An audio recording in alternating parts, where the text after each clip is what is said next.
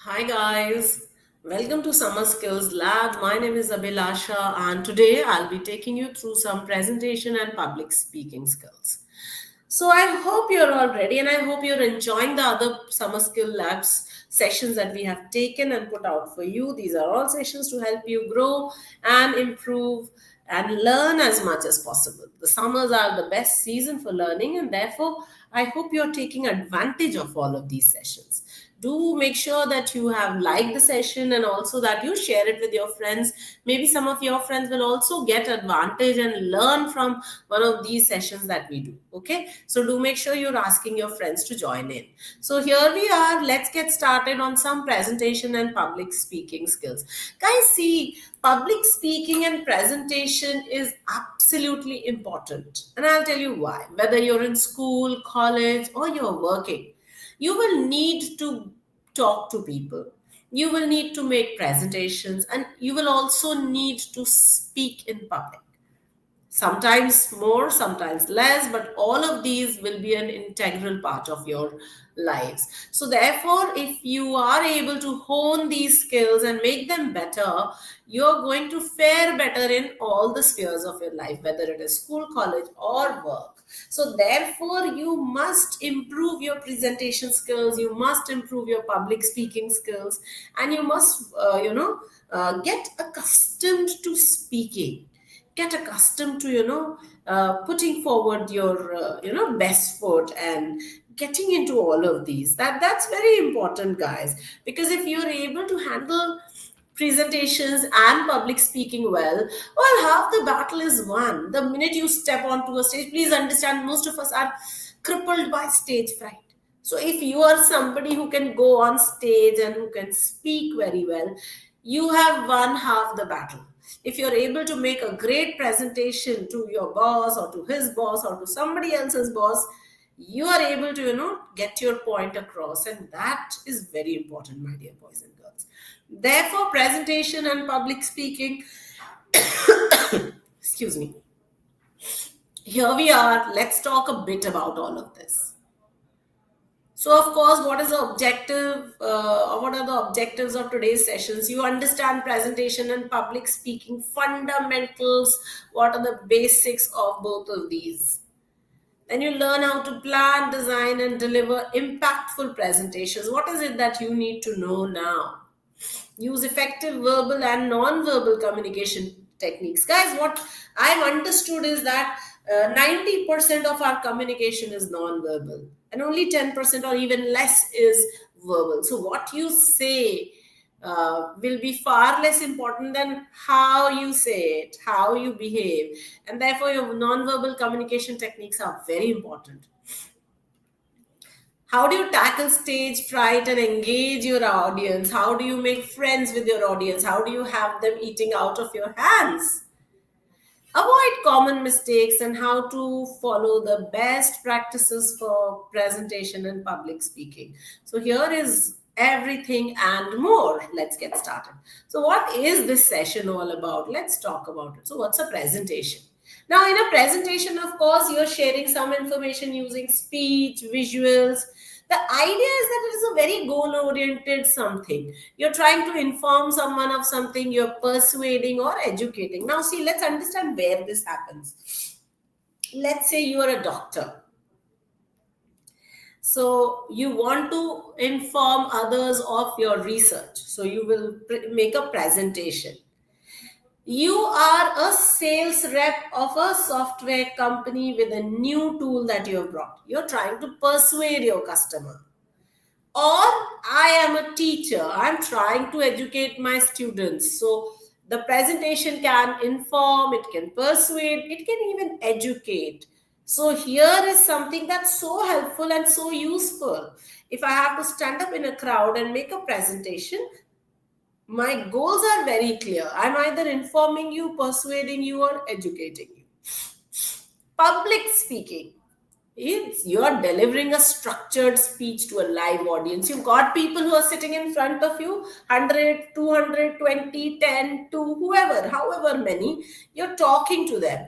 And again, there is a specific goal that you're trying to, achieve, whether it is informing, persuading, or educating, whatever is the goal, you are trying to convince someone of something.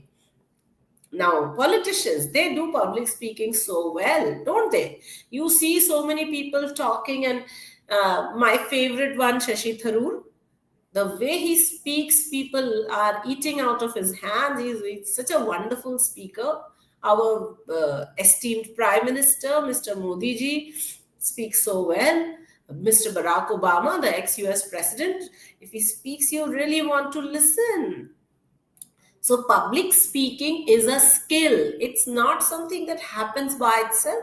You have to learn, you have to practice, and you have to then, embody everything about public speaking. So, both presentation and public speaking are goal oriented. They have a specific goal of informing, persuading, or educating.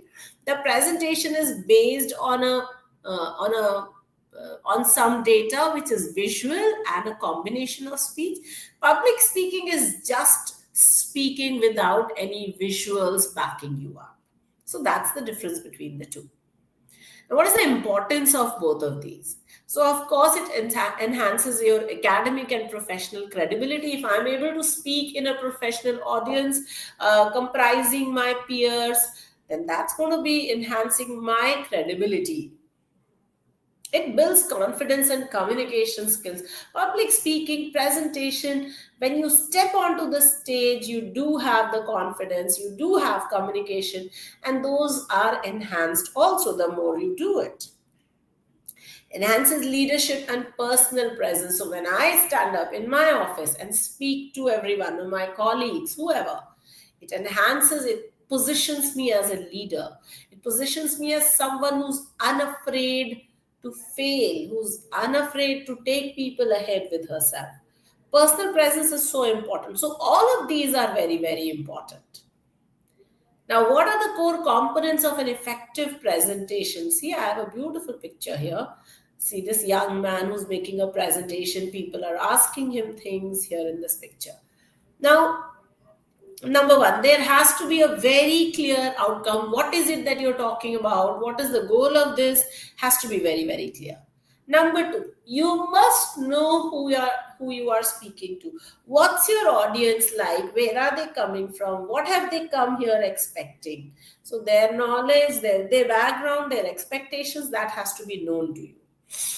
Structure, of course, any presentation will have three portions to it: the introduction, the body, and the conclusion. Whatever you're saying has to be clearly said. It must be simple, logical, well sequenced ideas that you're thinking of. Engagement. Yes, you must engage your audience. Use visuals, use questions, use stories. So sometimes you have to tell a story to get your audience to be engaged. I remember the first time I ever spoke or I ever made a presentation was when I was doing my MBA, and my first presentation. And I used to be very young. I was 19 or something, and I'd never spoken. I used to be a very shy person. So when I stood on that stage behind the lectern, I remember thanking God for the lectern. Why? Because my legs were shivering. They were like going like this. It was crazy. So yes. If you have stories, if you have visuals, you have questions, you will be able to engage your audience, and that's what we want. So make sure that you're doing all of this. And before you do your presentation, make sure you do some research and planning. Choose a focused, relevant topic. Gather data, gather example, gather stories. And today it's so easy with Google, with ChatGPT, with all the generative AI that we have. It is so easy to generate all of this. Organize your ideas using outlines of flowcharts. Allocate time for each section and allocate adequate time for each section. Okay. Then how do you structure your content? So of course the introduction has to be a hook statement, something, a hook is something that gets your audience engaged. Okay. And then what are the session goals? The body will have 2 to 4 main points with supporting examples, whatever you want to tell. Use good transitions. Signposting language. Let's move on to the next idea. Another important aspect is, last but never the least, finally, okay, to begin with, use these transition words. They make your language so much better, and the audience is able to understand that now you're going to the next point. Okay. In the conclusion, recap all the key points and have a very strong closing message. That's very important. That's probably as important as the hook that you have in the introduction. How do you design visual aids? You need to have a PowerPoint or some sort of a presentation. So keep it very simple. One idea per slide. Use large fonts, minimum 24 is what is required so that your audience can see it very clearly. Add visuals. Now, visuals keep your audience engaged. So, therefore, you must have charts, icons, videos, whatever. Maintain consistency. So, have the standard layout, standard form, standard theme in all your slides. And of course, accessibility, contrast, size, and clarity for all your viewers is very important. So remember to keep your slides very clear, very well written, very bold in fonts, with pictures, consistent font layout, and theme. So that was your presentations. Now let's get on to public speaking. What are these delivery skills that you need to have? The voice, you must vary your tone, pace, and volume. I will suggest that you listen to Amitabh Bachchan. And he's a very wonderful example of this. So, Mr. Bachchan, when he speaks, he varies his tone so many times. He varies his pace, the speed with which he's speaking, and he varies his volume also. So, sometimes he will go, hi, and sometimes he will go, Devi or Sajano. So he varies his tone, his pace, and also, of course, his volume. So you learn from, great speakers. That's one of the best things you can do. And today it's so easy because you have all the speeches on YouTube. So you just have to go type in and then you can listen to these people. So that's very helpful.